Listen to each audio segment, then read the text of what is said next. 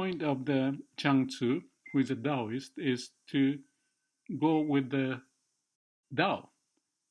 And my term for that has been, if we are to know ourselves better, why we do what we do, then I get to the point what I say is, thy will be done. And the thy will has a connotation, you can call it the God, or a typical way I think about it is the law of the universe or law of the nature. So that's the absolute principle of how things get processed and manifest. And to be able to align what we do with that notion of that will be done, it's like follow the way, according to the Taoist term. Tao is the way, or the passage, or the path. If I were to pick one idea out of what I've read, that is the notion of the Garden of Eden, to say it simply. Using the Christian mythology, whatever the term is, Adam and Eve, and they ate the apple, forbidden fruit. The knowledge, and that's the beginning of finding the word. At the beginning is the word. And then the human being went into the direction, I guess the Bible suggested. But that notion of the word, use of the word, and the knowledge, knowing shameful or proud or good or bad, high or low, wide or narrow, or yin and yang, whatever the term, it's the dualistic way of figuring out. And the way of that is to sort of find the destiny, given all the information, and make sure that we go onto the right passage, which I said that thy will be done, the term of that would represent that. That idea is still valid,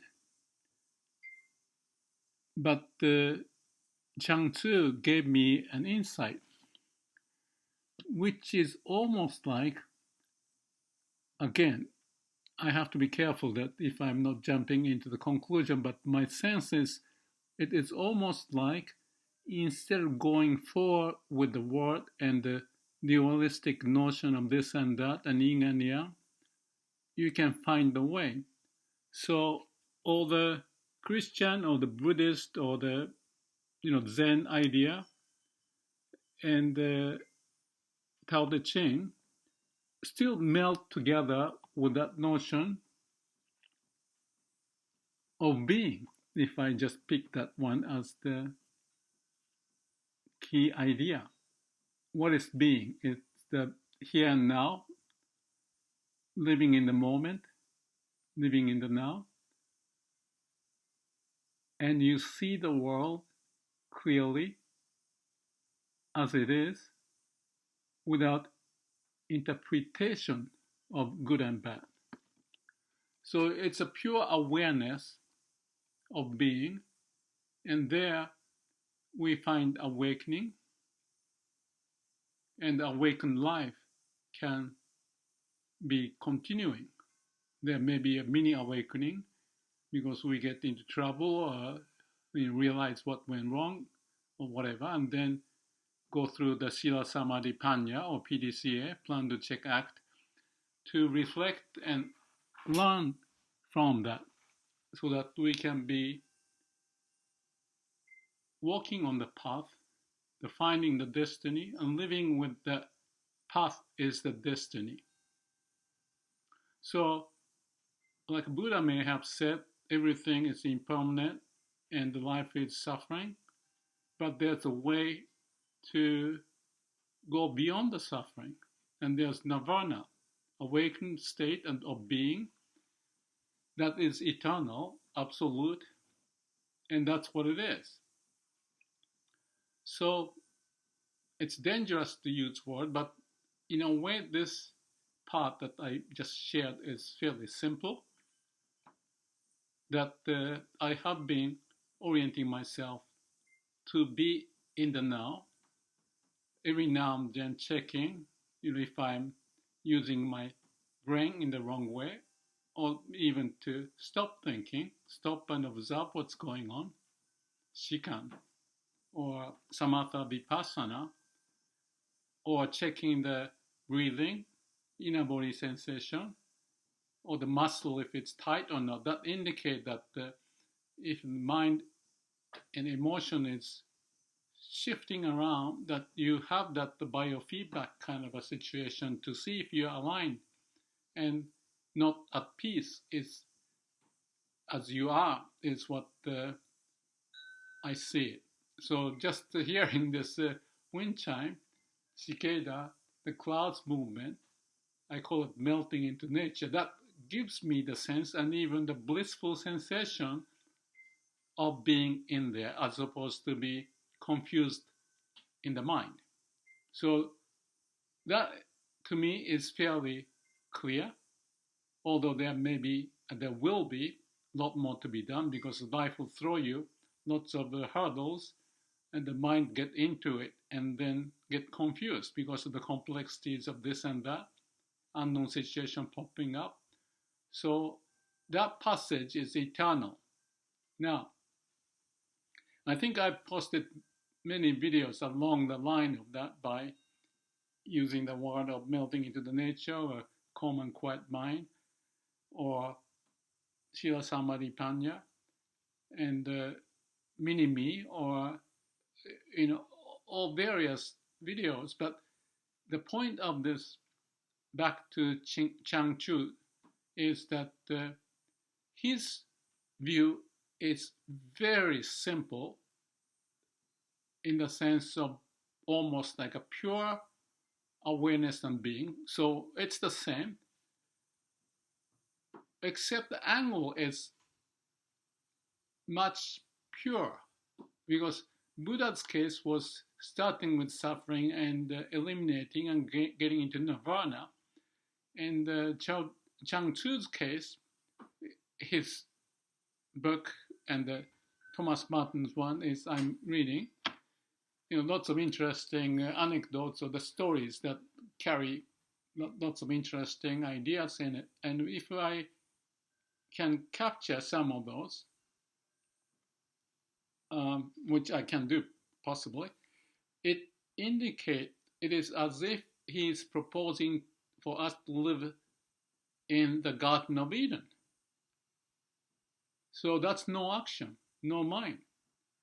You can totally talk about the no mind too, vast stillness and all that, but probably not to the degree of Chuang Tzu in the sense of that is it. If I may say a few words, the difference. One is to identify your being, awakened state, and with that, the wisdom will pop up, and then you find the passage living in the society, working with the people to help each other to move forward. And that's the Bodhisattva's way. They evolve to eliminate the delusion, be enlightened, and help each other. But if I'm not mistaken, Chuang Tzu point directly go into the no action. And it sounds very unreal because we are born and raised and gotten all the ability to speak language. I may not be doing well in English, but we learn that, and we know that's a tool to live better, but we think that mind is so important, and therefore the mind and the word we have to use is to communicate what this is to the point of not even pointing something you cannot express by the word. And that's what the Zen or Eckhart Tolle, Buddha, is pointing. The words are just pointers, the fingers pointing the moon. But the moon itself, the view from the moon as if, is what Chuang Tzu is saying in his stories. And I just you to look into, probably if you search Thomas Marton, Chuang Tzu, PDF, you'll find the free PDF file that you can access to. And with explanation of Thomas Marton, but added to that, the second part is full of those stories that you can look into.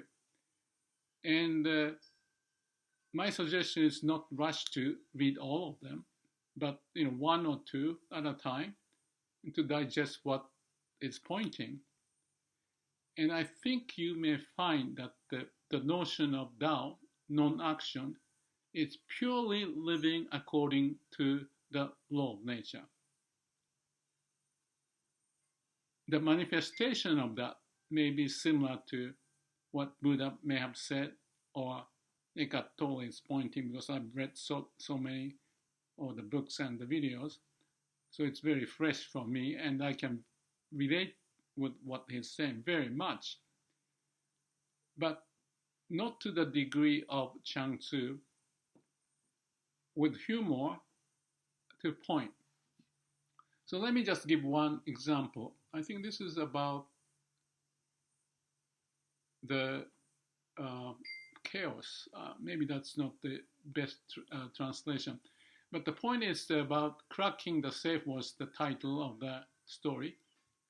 And his story was interesting in the sense that if you secure something, you need to have a safe, and the safe may be made of rope and bolt, and all the addition of the safeguard would be put in place. But if you do more and it's more important to save, then you have to have a constitution and the regulation and the management principles, or all of that to come with it, so that the society can protect and the wealth can be saved and all of that. But his point is that, how can I, if I can repeat it clearly, I don't know if I can, but that all effort of going through is at the end just like the picture painted on the screen, and eventually this whole exercise of protection and growth may fall apart at the end of the universe, or whatever the case may be. Maybe end of the nation, that I think was the example that was posted in that story of the cracking the safe.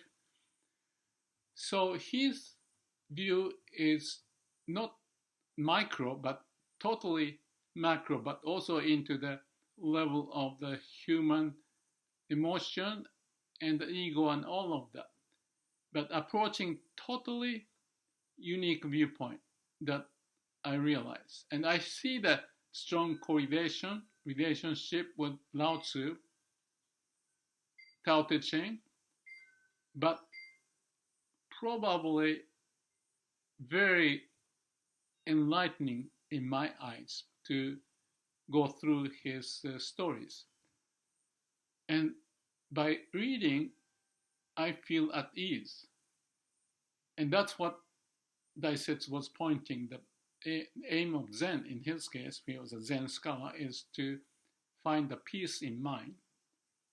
And his point of, say, going back to, that's not the right way to say it, but relate to the Tao is no action.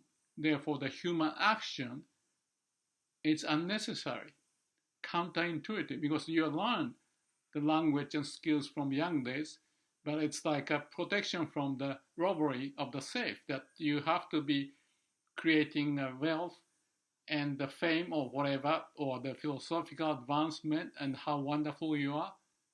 But wait a minute, is that the whole point of it? Look around, everything in nature is as it is, manifesting the law of nature, or Tao, and we are, except adding the words and the concept would make us more complex. And the question he's posing is, Well, I think that's the way I would say it. Would that be a good way to live? So as I read, I thought few things. One is like Aboriginal or the tribe people. I think one was a story of the African tribe, and I think Daisetsu Suzuki was talking or figuring out, and or the Western person, person from the Western world may have said something about the brain and how to use your mind, and the tribeman said that's crazy, meaning that he may have had the sense of living in the Garden of Eden. Another story I remember from my Spanish friend is that when he was visiting Africa and there were kids, two of them, I guess, they sold the pineapple to the tourist. So he paid, and there may be 6, 7 of them, or whatever, the number for the tourist. And then he said, why don't you get some more because I can pay you, and we'll be happy to buy more. And the kid said, no, we have enough of it. And then he was pointing that this is crazy. If you pick up more pineapple and we buy it, then you can use the money, and that may be used to buy more things, so you get education, so you learn something. But the kid didn't care much about it. So just two of those examples kind of point that those kids, the tribe man, whatever. Oh, there's one other story that was, I think, National Geographic, a TV program. There was, I think, a tribeman in Kenya, and the government was providing a way such that they get the water, from the faucet. And the tribeman didn't want it because they want to live their own way, freedom here and there, and hunting. But long story short, the end of the scene was that they are coming back to the faucet. Maybe they had a hard time catching the food, whatever. But there's a security of finding the water, and you can be connected if you get there. So that's the ending scene. I felt sorry for him because he's losing that liberated the way that they live. Say it's kind of like a Garden of Eden, but from the modern day people's point of view, they are supposed to be educated and have the clothes on and this and that. So I'll stop this now. So those are some insight that I found at this moment by reading the Chuang Tzu. I'm 73 going 74. I'm summarizing all my thought and the philosophical or the Zen experience, research of this and that. And I'm coming back to putting all those thoughts together to make sense out of it. Again and again, I know there are more depth to it, and my limited ability may not get there, but I'm just finding this Chuang Tzu story. It's opening up my eyes and accept everything as it is, which is counterintuitive to many of those living in the culture, Western culture, typically. So, no conclusion. This is just a thought piece. And if you find it interesting or meaningful, please take a look and read some of those stuff by Thomas Marton on Chuang Tzu, or read some of my other stuff if you're interested. Anyway, this is my journey, and this is where I am. Thank you.